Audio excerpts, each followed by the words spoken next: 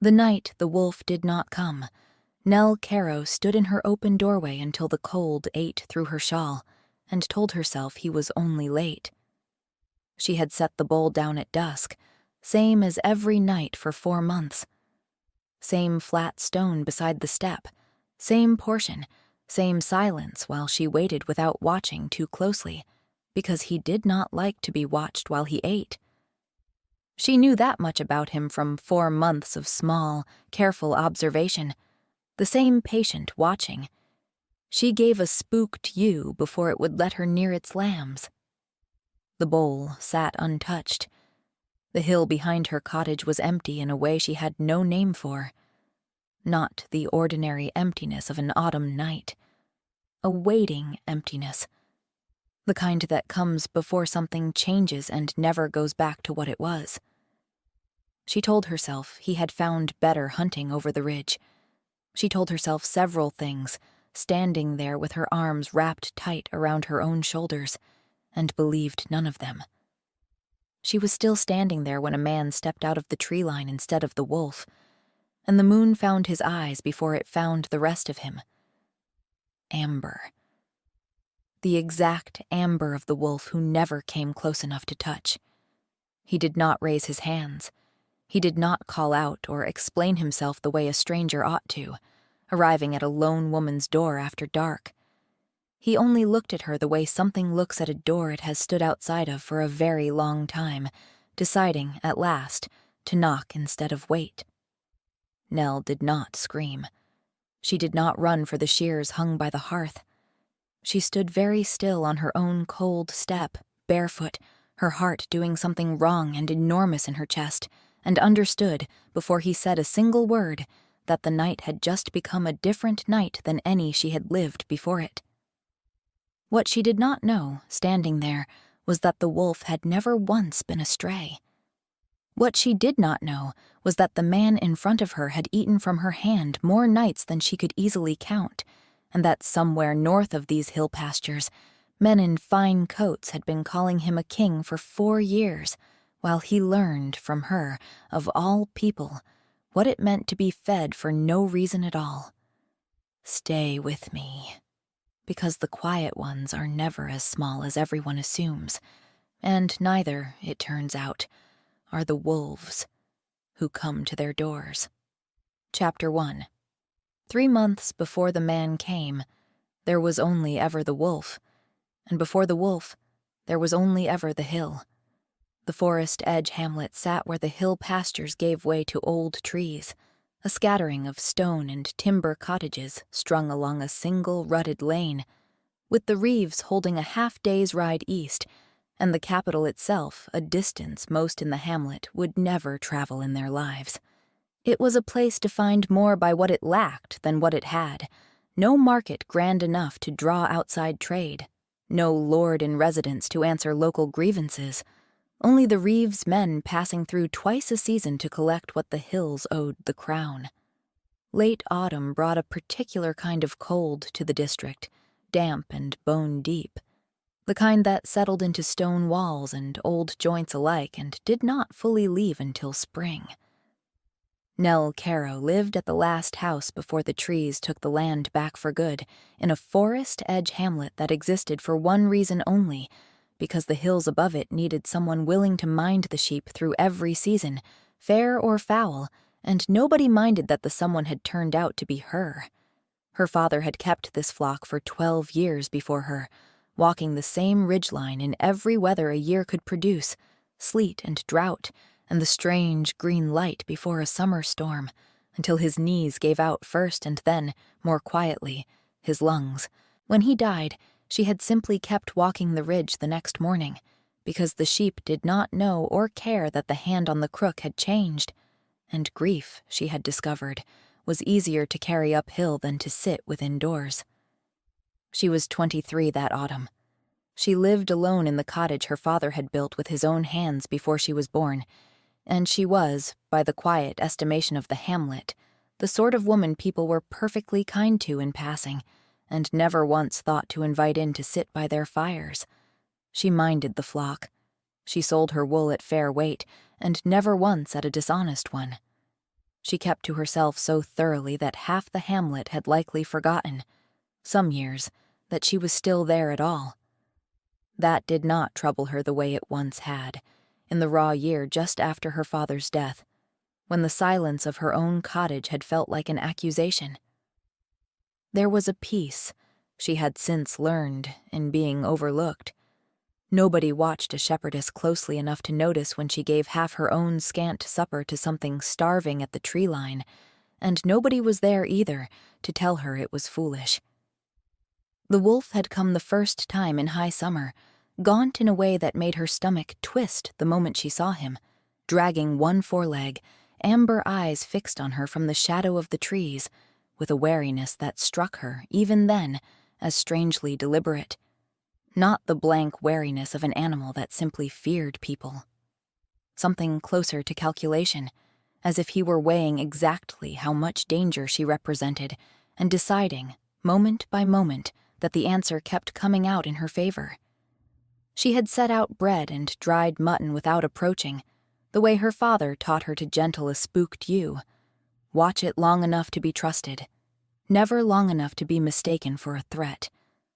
The wolf had eaten only after she withdrew fully into the cottage and shut the door, and she had watched through the gap in her shutter, holding her breath as he devoured every scrap and vanished back into the dark before she could blink.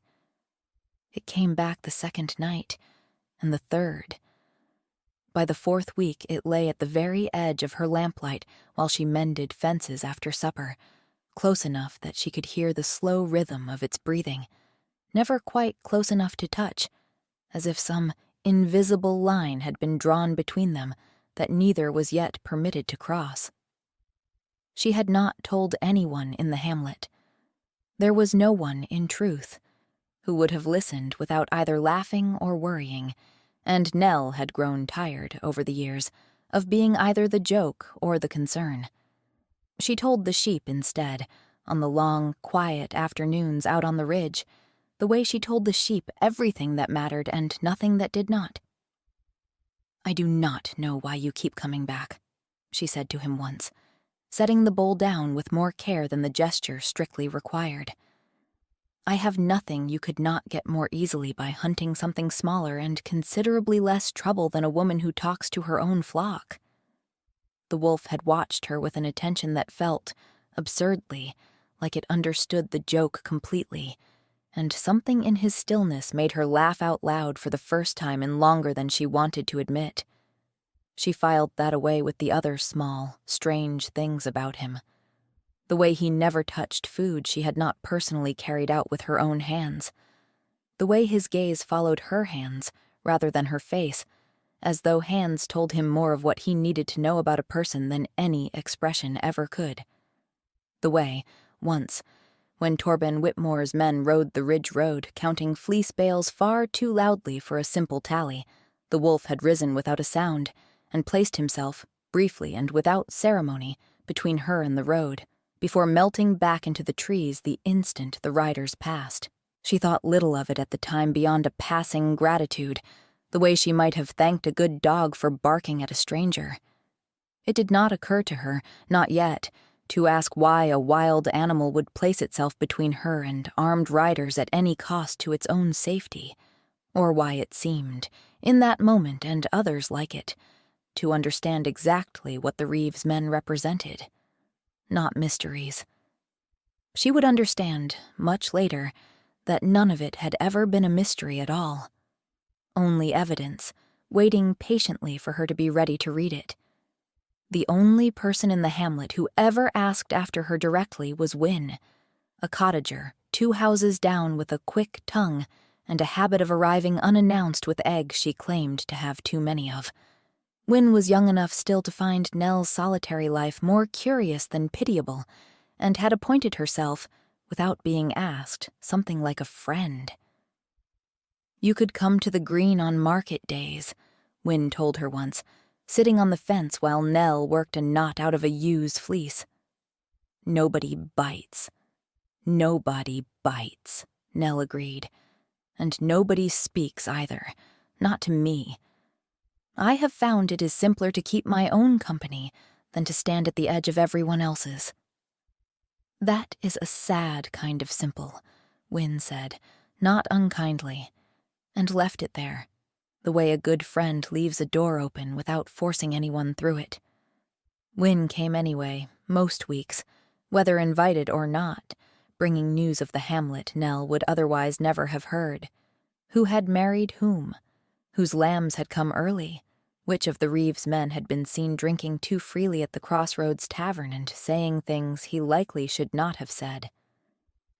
Nell learned to look forward to these visits in the same quiet way she looked forward to dusk, though she would not have admitted even then how thin the wall between her solitary life and genuine loneliness had grown over the years since her father's death.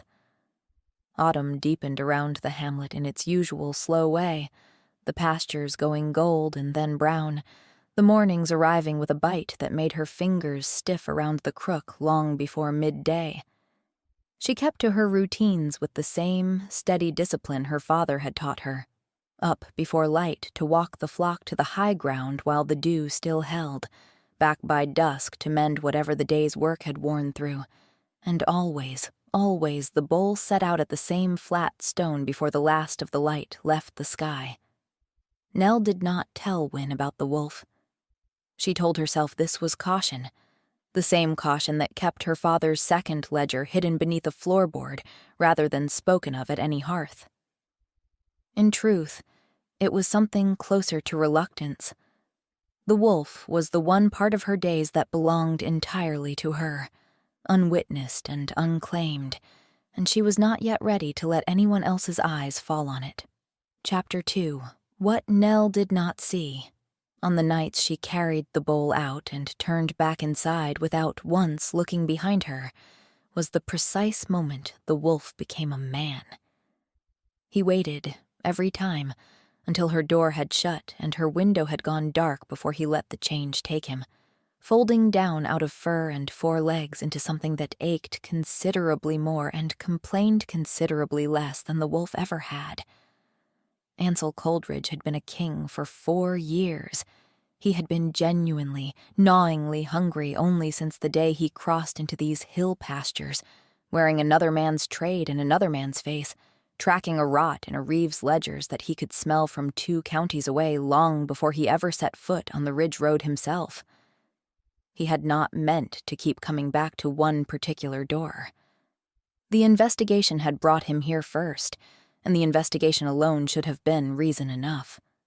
Torben Whitmore, reeve of the Forest Edge hamlets for 15 years, had been sending tribute to the capital that never once matched what the Crown's own scouts reported the hills were capable of producing. Somewhere between the shepherd's shears and the capital's coffers, wealth was vanishing into a gap only Whitmore appeared able to measure.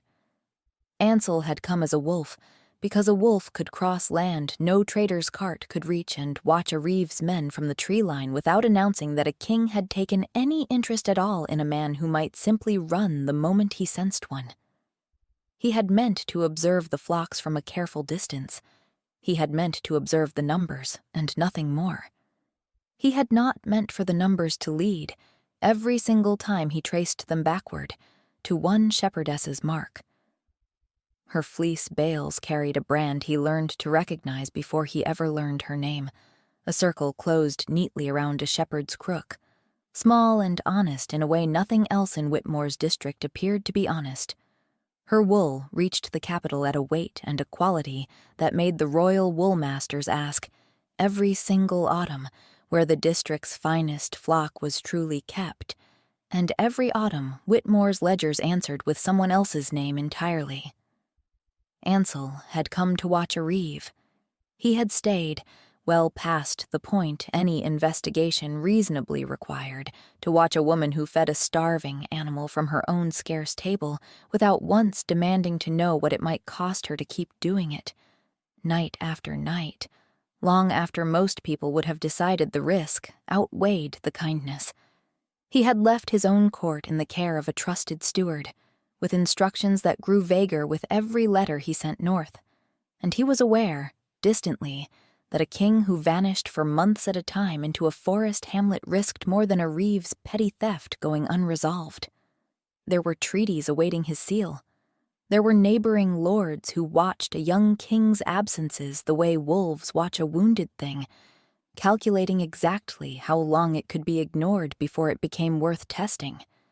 He told himself, each week he stayed longer than planned, that the investigation alone justified it. He knew, even as he told himself this, that it had stopped being entirely true somewhere around the 6th week. The second night he ate at her step, crouched low in the grass with his ribs still visible beneath matted fur, he already understood that whatever he was doing out here had stopped being work.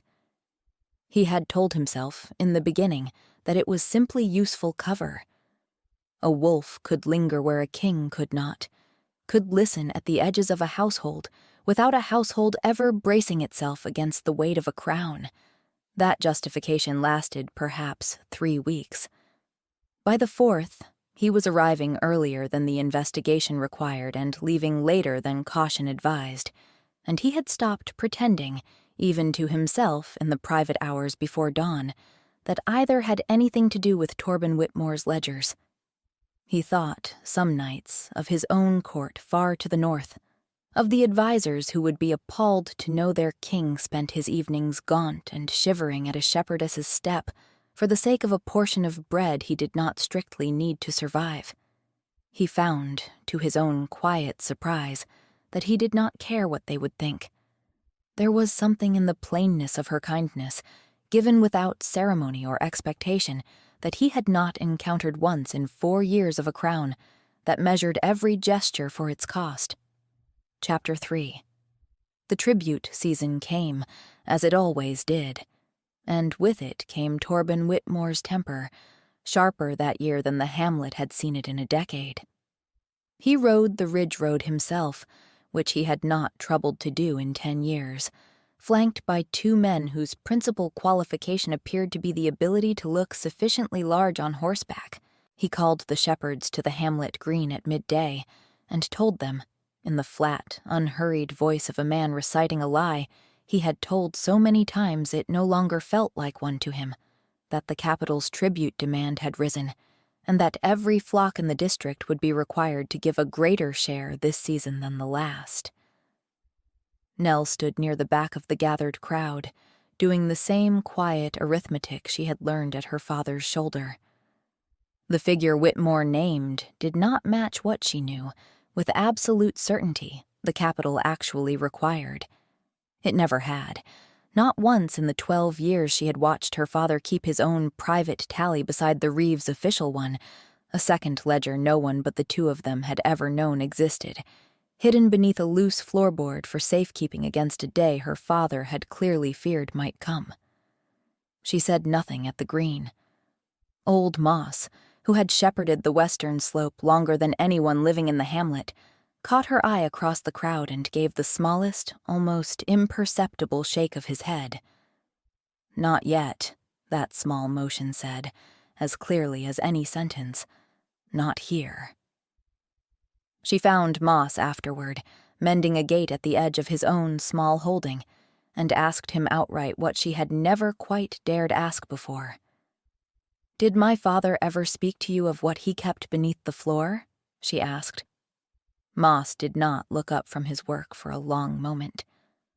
"Your father was a careful man," he said finally. He knew what it would cost him to speak of it aloud, and he judged, rightly I think, that the cost was not worth paying while Whitmore held every rider and every scrap of grain in this district in his own 2 hands. He told me once that the day would come when someone braver than either of us would need it. I did not think at the time that he meant you." "Nor did I," Nell admitted. "I have spent 12 years simply keeping the count because it was his, not because I ever imagined doing anything with it beyond keeping it safe."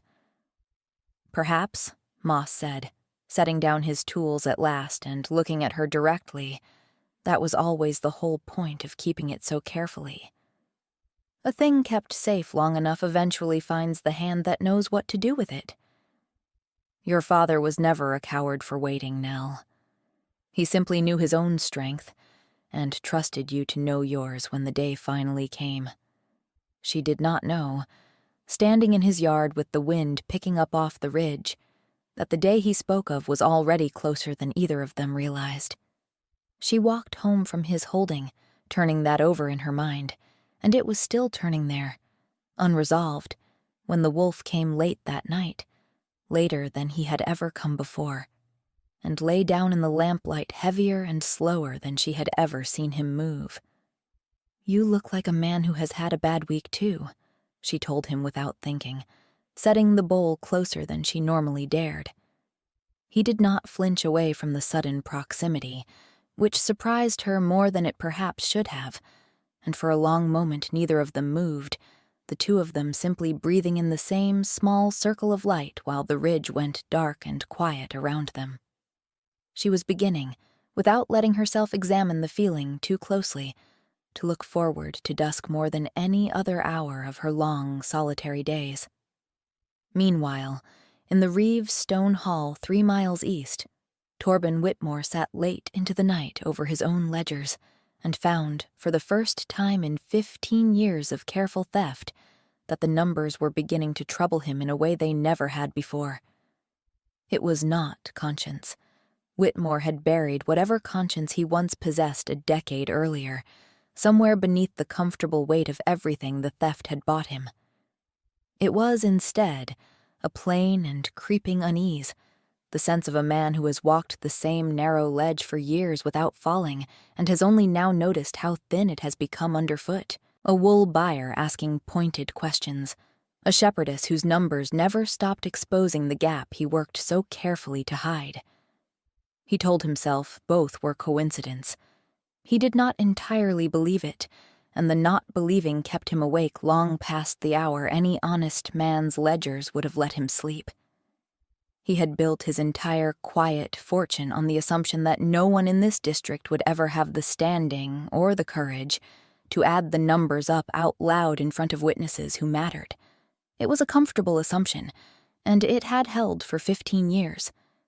He did not yet understand that comfort and certainty are rarely the same thing, and that the gap between them, once it opens, tends to close very quickly once someone finally starts asking the right questions in the right order. Chapter 4. The trader arrived in the hamlet 3 days later, and the whole village turned out to look at him the particular way villages turn out for anything at all that breaks the monotony of an ordinary week. He called himself a wool buyer working the northern circuit, dressed plainly in charcoal wool with a trader's satchel slung across one shoulder, and a manner too watchful, if anyone had cared to look closely, to be entirely convincing as an ordinary merchant. No one in the hamlet, however, had reason to doubt a stranger's stated trade, and so no one looked closely at all except Nell, who found herself looking longer than she meant to the moment he turned and she saw the color of his eyes. He asked with careful politeness to see the district's finest fleece, and Whitmore's steward, eager to please a buyer who might bring good coin north, directed him toward 3 farms that were not hers. He came to hers anyway, on the second afternoon, standing at her gate with amber eyes that made her go still for one unsteady second, before she told herself firmly that amber was not so rare a color it had to mean anything at all, beyond simple coincidence. "Kerrow's flock," he said, by way of greeting. "I was told to look elsewhere, but the bale I examined in the reeve storehouse this morning carried your mark, under a different name entirely." She did not answer that directly, because answering it directly, aloud, to a stranger who might repeat it to the wrong ears, was a fast and certain way to end up run-off land her father had died defending. Instead, she showed him the fleece from her own small store, and watched him run it slowly between his fingers with a knowledge that no trader's disguise could fully account for, the practiced motion of someone who had handled far more than wool in his life. She filed away, without quite knowing why she bothered, the particular way he tilted his head while he listened to her answer his questions, as if listening were a full occupation of his entire body and not merely something ears were left to manage on their own. He crouched to examine the fleece more closely, running the wool between careful fingers, and asked, almost idly, whether she managed the flock alone through every season, lambing included. "Alone since my father died," she said. "There was a boy from the next hamlet over who offered to help, 2 winters back, but he wanted paying in more than coin, and I found I preferred the cold nights by myself to that particular arrangement." He looked up at that, something flickering behind his composed expression that might, in a less careful man, have been open admiration. "Then you have built all of this," he said, gesturing at the modest but well-kept holding around them, "entirely on your own." "Built is a strong word for keeping what my father left me from falling apart," she said. "But yes, alone." "You have good stock," he said finally. "Better, if I am honest, than the reeve's own numbers ever admit to the capital." "I know," she said simply. "I have known for 12 years. Knowing has never once, in all that time, changed the number written on the tribute cart when it leaves this district." He looked at her then for a long moment, something in his carefully composed face going briefly, unmistakably unguarded, as though her flat honesty had cracked something he usually kept sealed. "It might," he said quietly, "before I am finished here."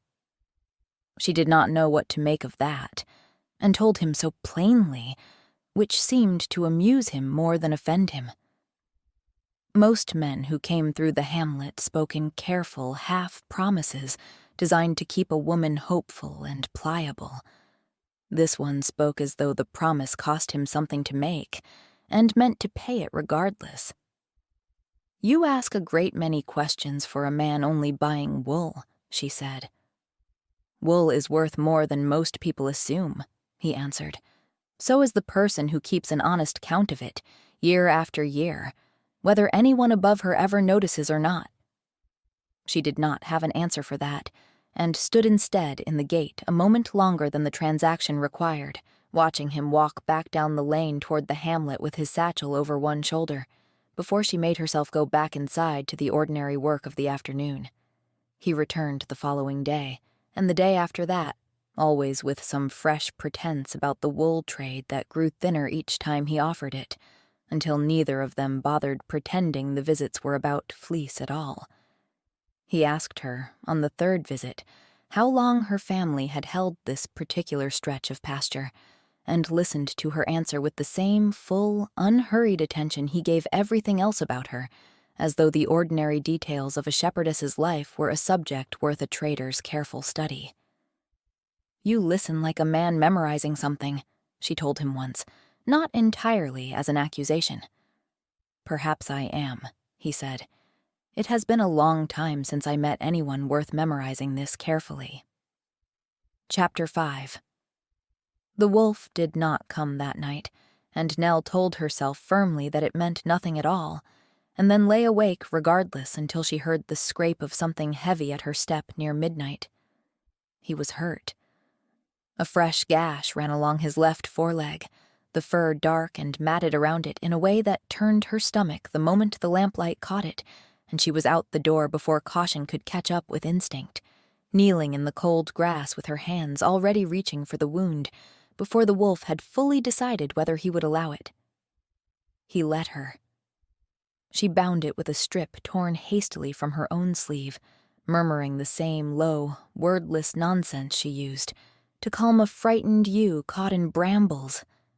And it was only when she straightened up, wiping her hands on her skirt, that she saw the trader crossing her dark yard at a half-run, one arm cradled awkwardly against his chest, a fresh gash along his forearm in precisely the same place she had just finished binding on the wolf. She looked at the wolf.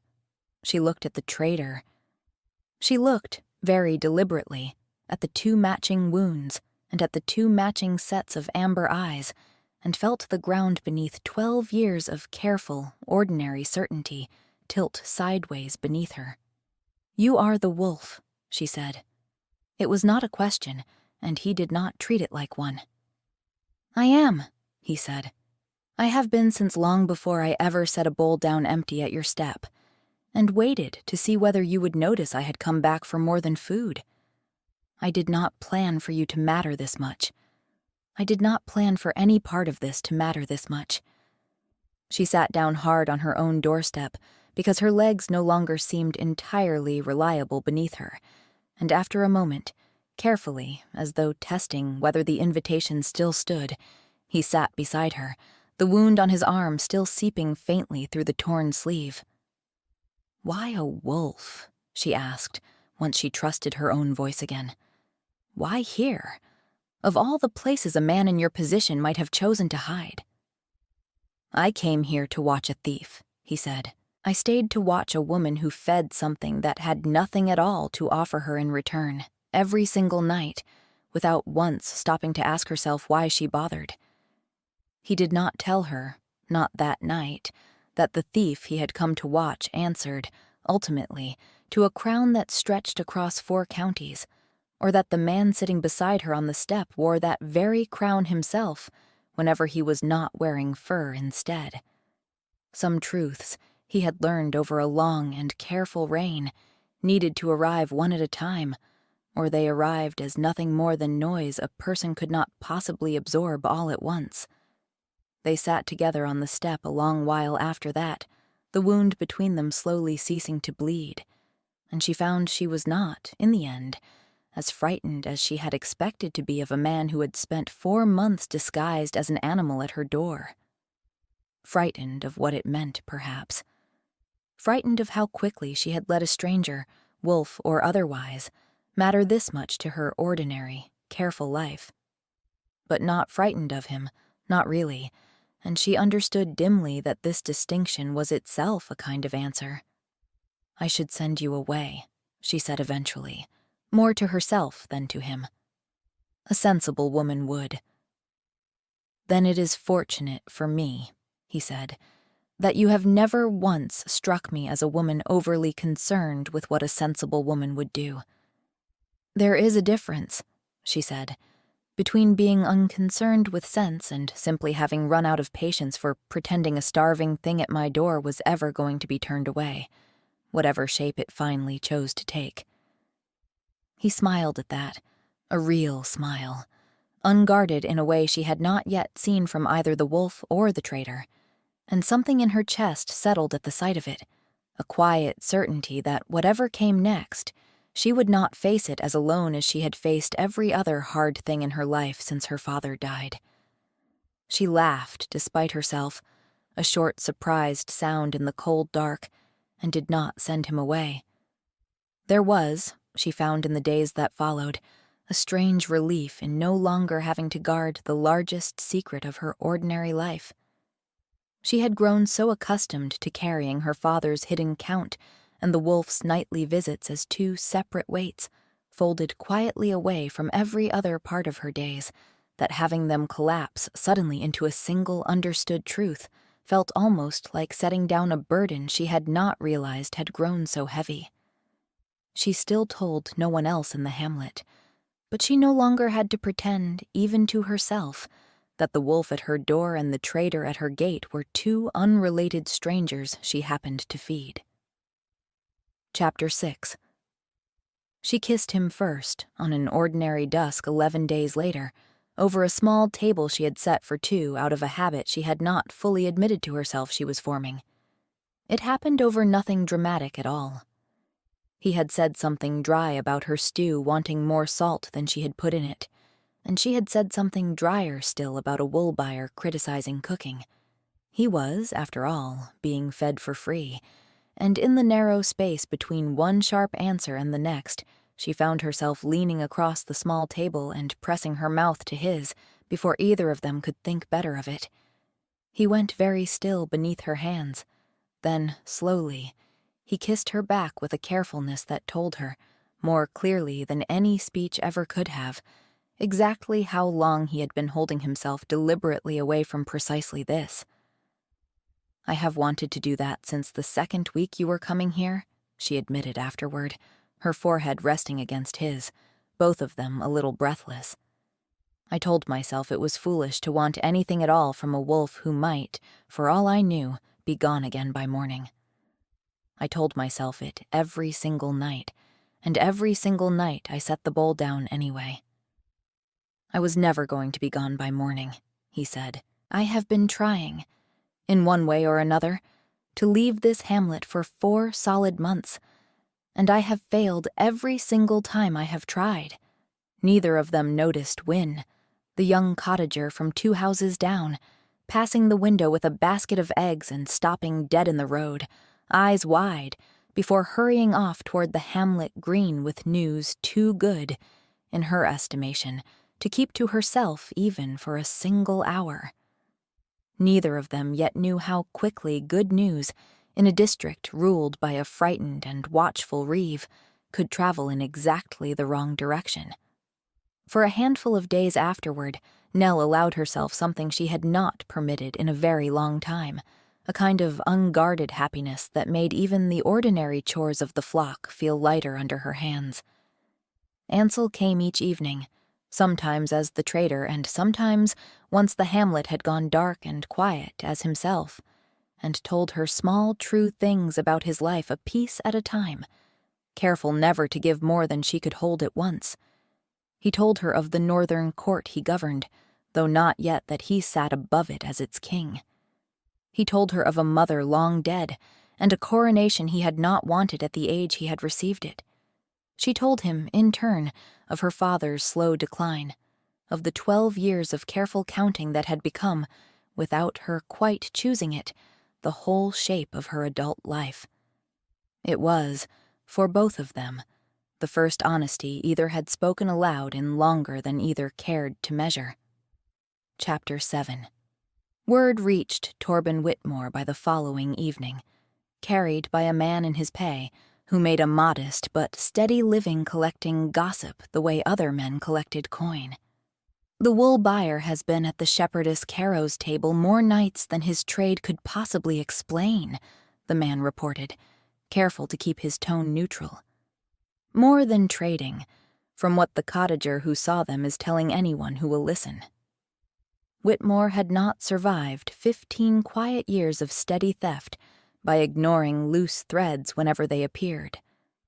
A wool buyer who lingered well past the point his trade required, who asked pointed and uncomfortable questions about ledgers he had no business questioning, who now appeared, on top of everything else, to be courting the one shepherdess whose flock kept exposing the exact gap between what the hills actually produced and what the capital was formally told they produced. It formed a shape in his mind that he did not like in the slightest. He sent for the buyer's papers under the polite pretense of a routine trade license inspection, and found them, precisely as he had begun to suspect, far too thin to withstand real scrutiny. He sent a rider quietly north to inquire whether any wool merchant of that particular description was known along the northern circuit, and received back, 3 long days later, a silence that told him considerably more than any answer could have. Whoever the man truly was, he was plainly not what he had claimed to be, and he was asking his careful questions in precisely the one direction Whitmore could least afford to have questioned. He did not move against the stranger directly, not yet. Men who asked too many pointed questions and then simply vanished tended to draw far more attention afterward than men who were quietly, thoroughly discredited while still standing in plain sight. He called his 2 riders to his private hall that same evening and laid the matter out plainly, the way he laid out every problem that threatened 15 years of careful theft. "Find what she is hiding," he told them. "Every shepherd who has ever kept the old counts thinks himself clever enough to hide them somewhere obvious. Her father was no different. There will be a ledger. Bring it to me before the wool count, and bring me a reason the whole hamlet will believe for taking it." He did not ask what would happen to the woman herself once the ledger was gone. He had learned, over 15 years, that some questions were more comfortable left unasked, and this was one of them. Win, for her part, had not meant any harm by what she saw through the window that evening. She had simply been young and delighted and unable to keep a piece of good news pressed inside her chest, for even a single hour, and it was not until she saw Whitmore's men riding hard toward Nell's cottage 3 days later that the weight of what her small, excited retelling had set in motion finally settled on her. She said nothing to anyone after that. She only watched, sick with a guilt she could not undo, and resolved privately that whatever came of it, she would stand beside Nell for every remaining step. He moved against Nell instead. Chapter 8.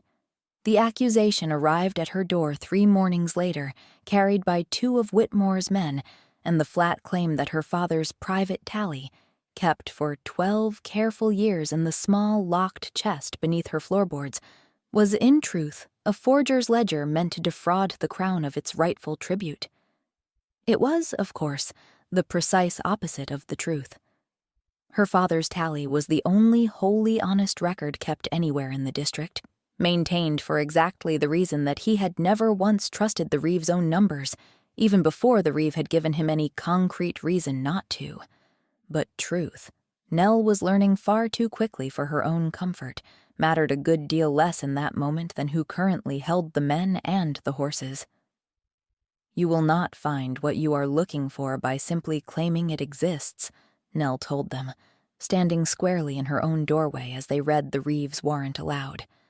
My father kept an honest tally. There is no forgery beneath this floor.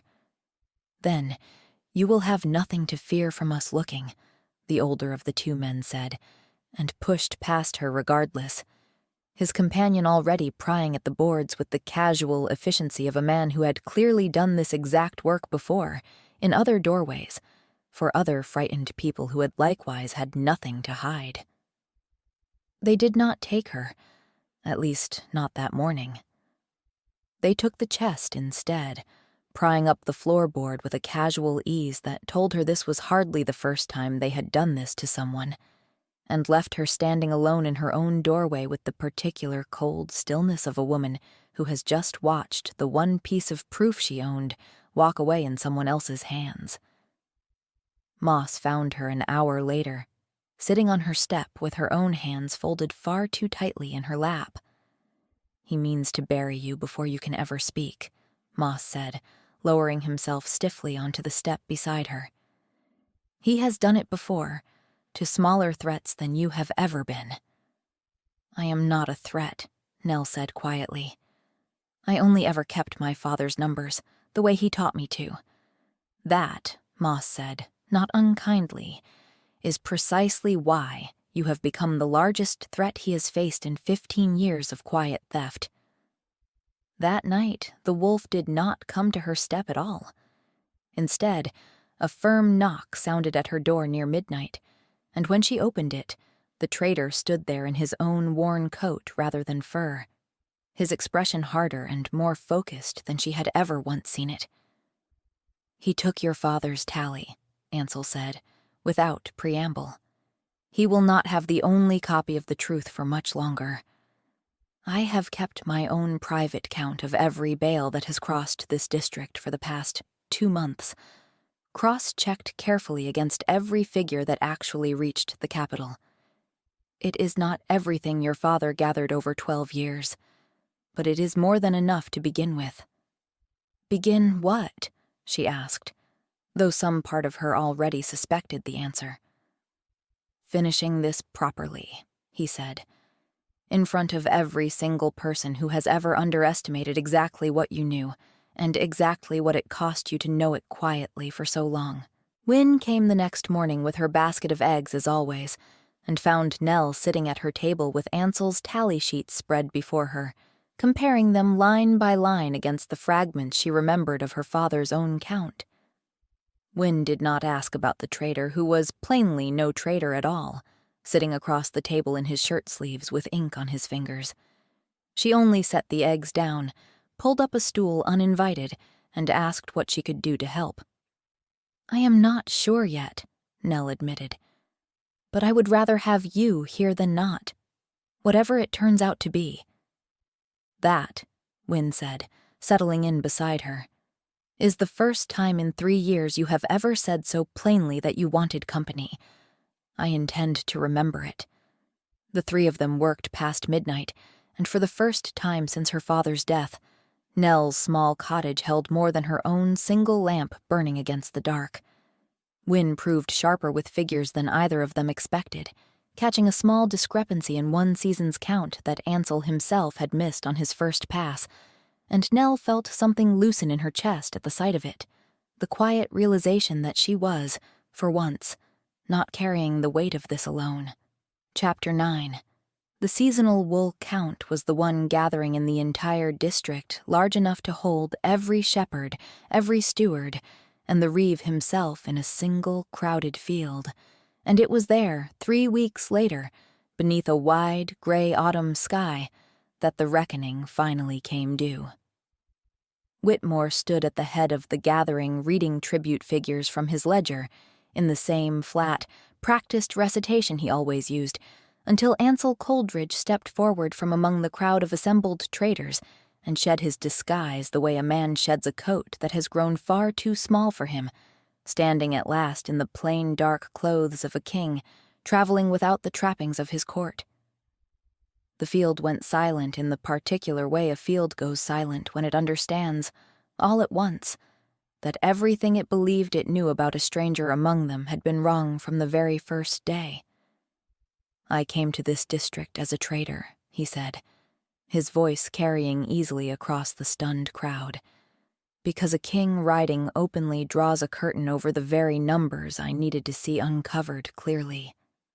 What I found beneath that curtain was 15 years of tribute quietly skimmed from the hardest working flocks in this entire hall, and reported to the capital as though the missing weight had simply never existed at all." Whitmore's face did not move, not outwardly, but his hand came down flat and hard over his own ledger, pressing it shut against the table as though the gesture alone could keep its contents from ever being read aloud. Nell stepped forward before anyone standing near her could think to stop her, carrying not her father's stolen chest, which remained locked away in Whitmore's own storehouse, but a heavy bundle of notched tally sticks bound tightly with twine. 12 years of her father's careful counting joined to 7 more years of her own, each small notch a season's fleece weighed and honestly recorded long before it ever left her family's hands.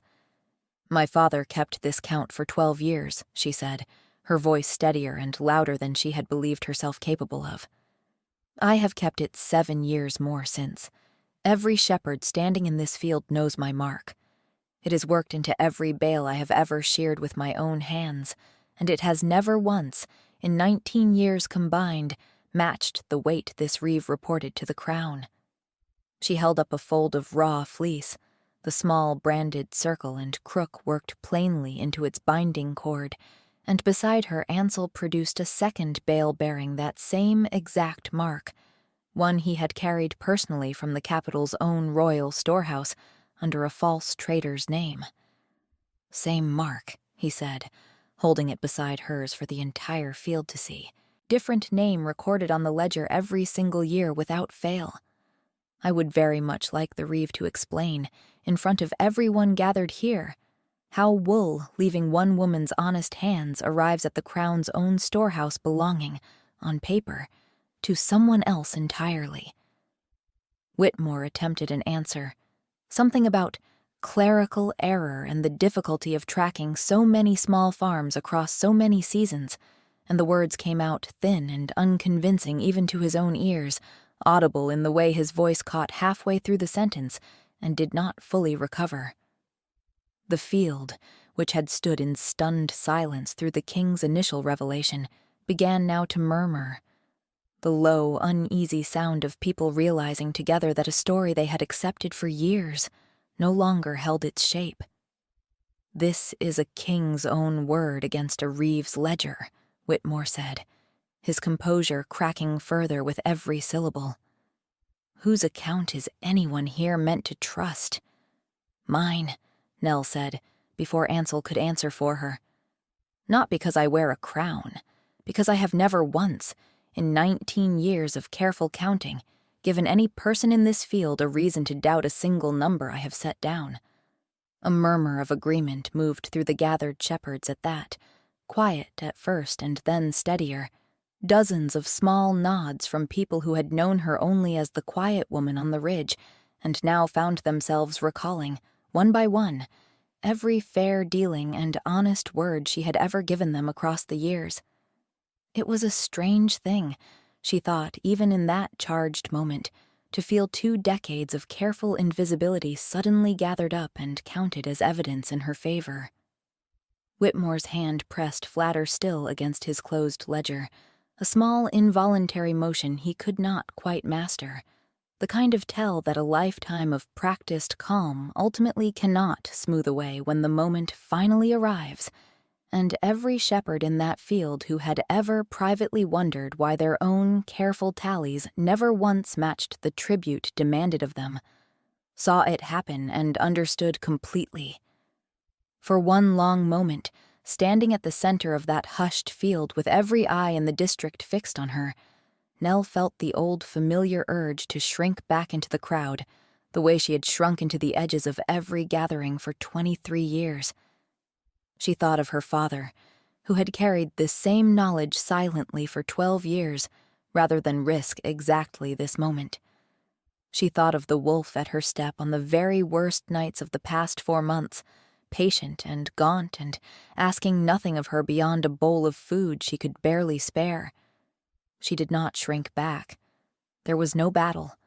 There was no blood spilled anywhere in that field.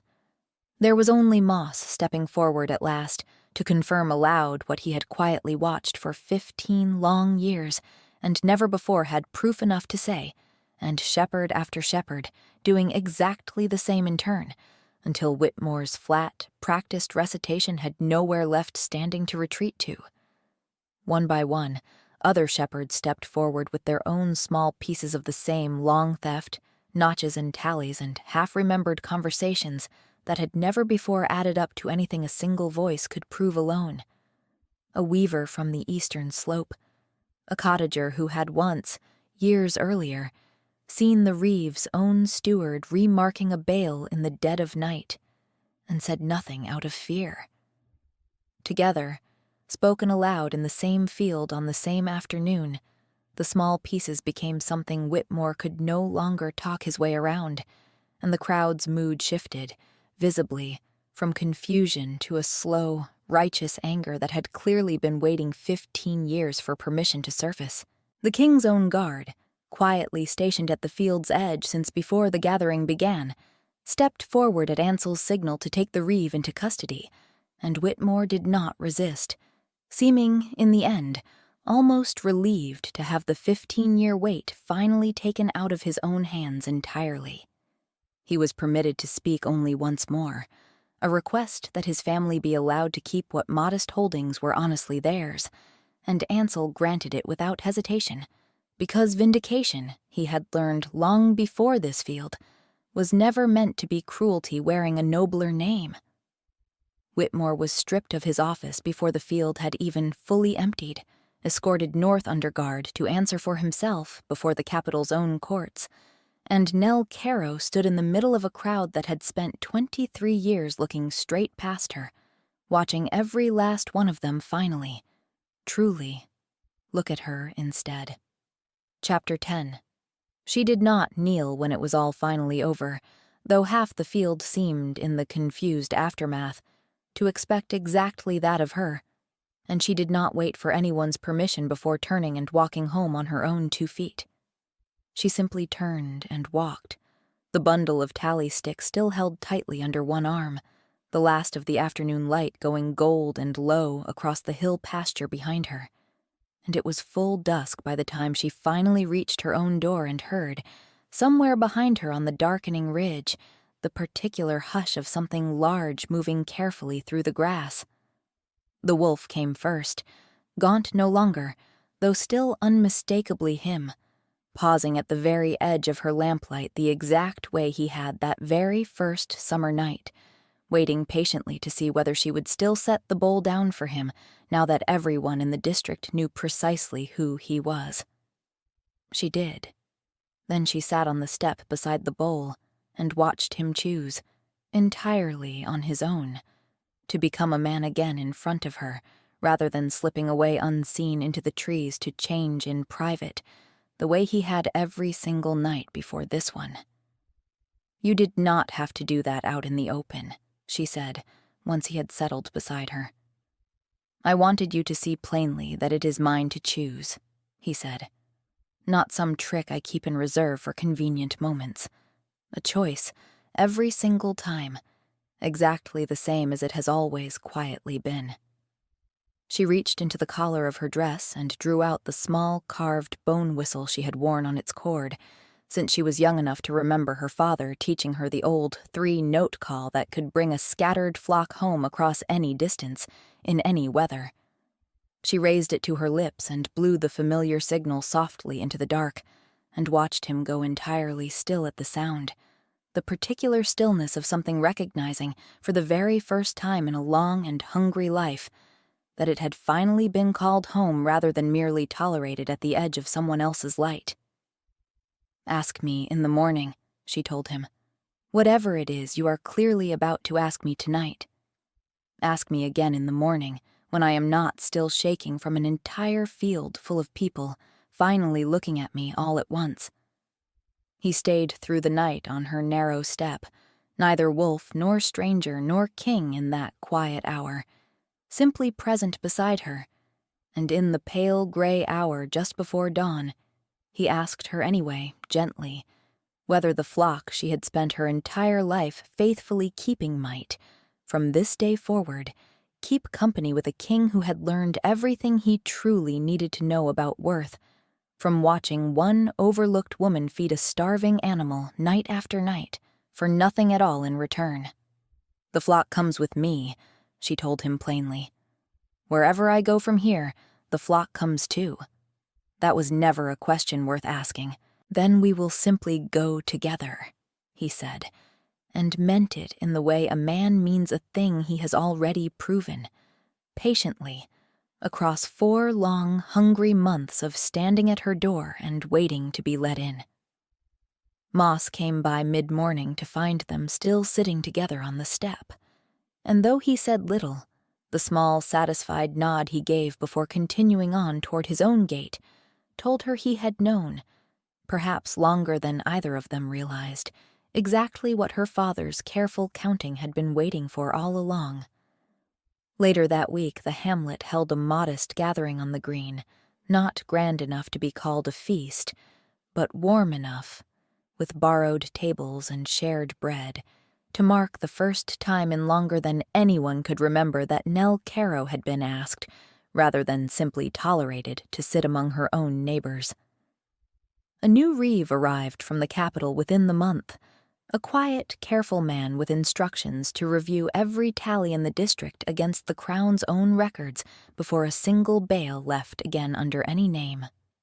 He came first to Nell's cottage, of all the farms in the hamlet, to ask how her father had kept his count, and left an hour later with a working method that would, in the years ahead, spare a dozen other shepherds the same slow theft her family had endured for over a decade. It was, Nell thought afterward, a strange kind of legacy for a hidden ledger to leave behind, an honest system built openly at last from what had once needed to survive in secret beneath a floorboard. Wynne arrived at first light with her usual basket of eggs and stopped dead in the yard at the sight of a king sitting calmly on Nell Kerrow's front step, and for once in her life said absolutely nothing at all, only set the basket carefully down by the door and hurried off at a near run to tell the entire hamlet before breakfast had properly gone cold. The flock itself seemed to sense, in whatever way flocks sense such things, that something in their shepherdess's life had settled at last, and grazed that first morning with an easy contentment that made Nell laugh aloud again, watching them from the doorway with Ansel's shoulder warm against hers. Moss would tell it, for years afterward, as the morning the hill pasture finally got its due, and the telling would grow, with every retelling, a little larger and a little more certain that he had known all along exactly what he was watching unfold at the edge of a lone shepherdess's lamplight. The small bone whistle caught the first warm light of morning as Nell laughed, freely, for what felt like the first time in longer than she could easily count, and she did not look away from the brightness of it, or from him. We have all, at some point in our own lives, been the one nobody thought to look at twice.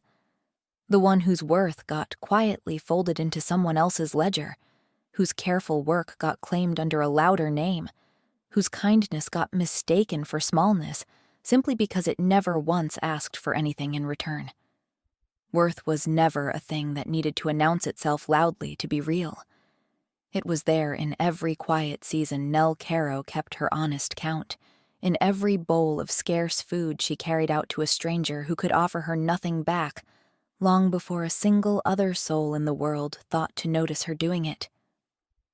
Sometimes, it turns out, it takes a starving wolf arriving at your door in the middle of the night to remind you that someone, somewhere, has been quietly counting all along, and that being seen, when it finally comes, is worth every long season spent waiting for it. There is a kind of patience the world rarely knows how to praise. The patience of a person who keeps doing the honest, unglamorous work of caring for something or someone, long after any reasonable audience has stopped watching to see whether they will. Nell Kerrow kept a flock nobody praised, and a count nobody read for 12 quiet years before anyone thought to ask what either was truly worth. A king spent 4 hungry months learning, from the far side of an animal's eyes, that worth was never something a crown could grant or withhold, only something a person could choose, night after night, to notice in someone else. If you have ever felt like the quiet one standing at the edge of a room that never quite turned to look at you, let this be the reminder you did not know you needed. The right eyes are watching longer than you think, waiting only for the moment they are finally allowed to walk through your door and stay. Keep your count. Keep feeding what needs feeding, even when no one is there to see it. The recognition may take longer to arrive than you would like. It arrives anyway, and when it does, it finds you exactly as you always were, worth every quiet season it took to notice.